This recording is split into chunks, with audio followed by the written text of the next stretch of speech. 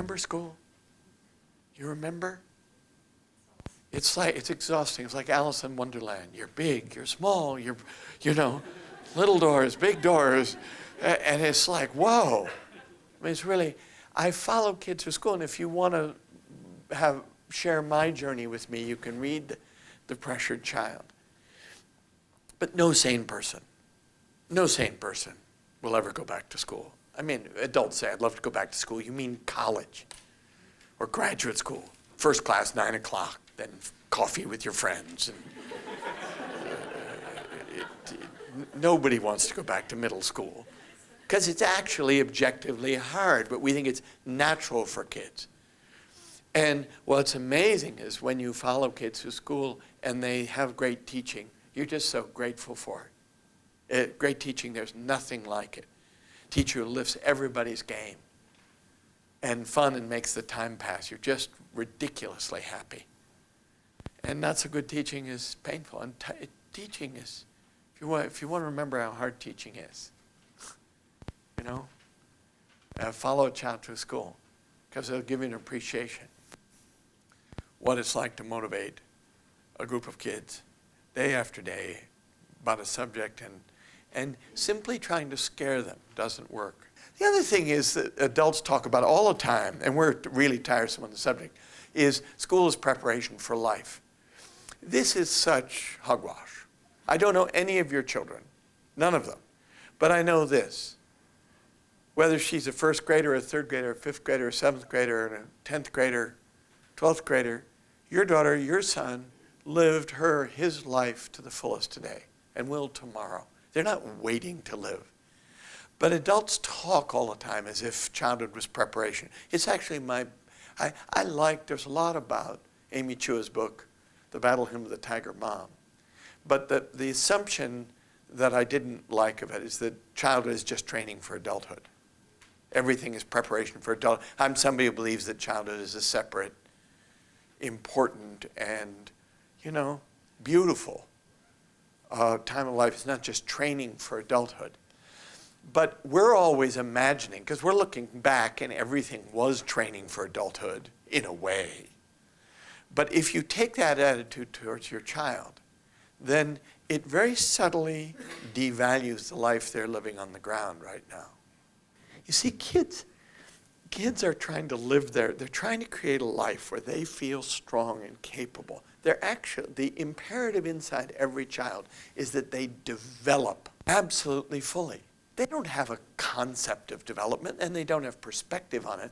If you look on your outline, I have 8 lines of development, which I discuss in the book. I'm not the first psychologist. Anna Freud had a lines of development thing. But it's physical and athletic. You can see, you know, second grade girls standing waiting for the bus, balance, right? They balance. Girls have better balance than boys, right?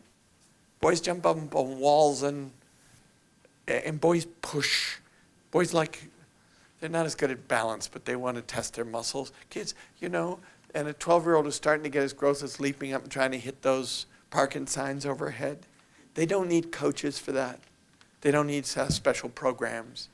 They're actually monitoring their coordination. They're checking on themselves. Kids do that all the time. Every second grade boy knows where he ranks in comparison to all the other boys in the class.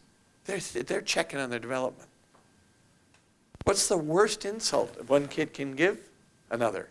You're still a baby. You're still a baby. Oh, or a sixth grade girl says to another, oh, we used to listen to that music. You're behind. You're slow. You're not there. Kids want to be cutting edge. Physically, they want the friends they want. They want to be connected.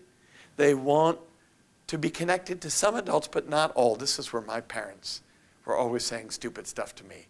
They were always saying, Michael, you have to work for all teachers equally hard, whether you like them or not. I thought, what? I work really hard for the teachers I like, and I punish the teachers I don't like by doing nothing for them. I hate teachers who write, Susie could do better in Spanish if she worked harder. Duh. We could all do better in Spanish if we worked harder. What's your name? Pam, how you doing listening to me? Great. You doing the best you can at this moment? Not the best, but Oh, well, why aren't you doing better right now?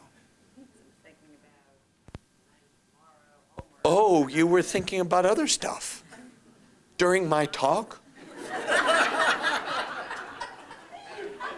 Right? So what Alfred Flowersheim taught me is every human being is doing the best they can at any given moment. I said this to an audience once. Mother came barreling out afterwards and said, you know that thing about children doing the best they can? That's not true of my son. And I said, you didn't hear me. I said, kids are doing the best they can at any given moment. The genius of great teaching is that they lift everybody. That's what great teachers do. You play over your game. You forget about the stuff, right? You set stuff aside and you pay attention. That's what great teaching is. I was at Concord Carlisle High School giving this talk, and a woman brought her 9-year-old son.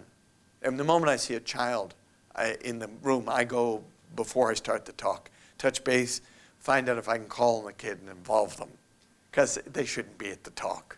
Or I find out if they have some handheld computer device that they can play through my talk. This is not a talk for kids. But this boy, Teddy, 9 years old in 3rd grade, his mom had dragged him. And so I got to this point and I said, Teddy, does your mom ask you every day, how was school today? He said, yes. I said, what do you say to her? He said, I tell her it's fine or it's okay. And his mom's face got sad. She was sitting right next to him. And her face got sad. I said to Teddy, can you see that makes your mom sad? He looked at her and he went, yeah. I said, why don't you tell your mom? Why don't you tell your mom more about your school day? And he looked right at me as if, can you bear the truth? I said, Teddy, why don't you tell your mom? And he said, there's not that much she can do about it.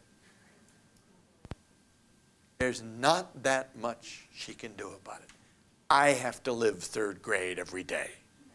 Boys particularly don't like to answer because it feels open-ended. Like, what does she want from me?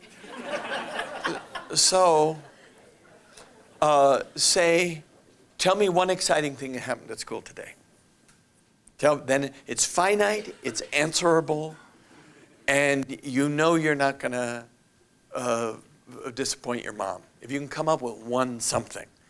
With boys, it's often good to say, tell me your best and your worst. With my son Will, I used to ask him, tell me what worst thing that happened today. Kids love to tell you the worst thing that happened. Your worst and your best, that's all highs and lows, that's good. But it's finite, it's concrete, and they can tell you. You don't have to ask him whether he likes school. You know, because is he getting up in the morning? Most mornings, is he eager to go?